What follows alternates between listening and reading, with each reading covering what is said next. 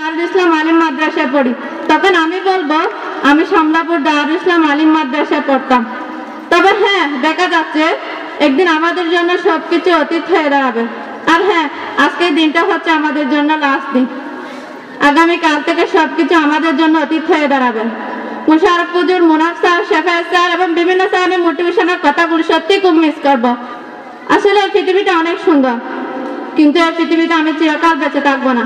ঠিক তেমনি এই বিদ্যালয়ের মাঠ ঘাট, এই বিদ্যালয়ের ক্যাম্পাস ও শিক্ষক শিক্ষিকারা আমার কাছে অনেক সুন্দর। কিন্তু আফসোস, বাস্তবতার প্রেক্ষাপটে আজকে আমরা তাদের কাছ থেকে বিদায় নিতেছি। আর হয়তো আমরা শিক্ষকদের মাথা ব্যথার কারণ হতে পারবো না। আমরা হয়তো না বুঝে তাদের সাথে অনেক খারাপ ব্যবহার করেছি। তারা যেভাবে চেয়েছেন আমরা তাদের সাথে সেভাবে ব্যবহার করতে পারি না। আর যদি আমরা এই মাদ্রাসা পড়ালেখা না করে অন্য একটি মাদ্রাসা লেখাপড়া করতাম, তারা হয়তো আমাদেরকে টিএসসি দিয়ে দিতেন।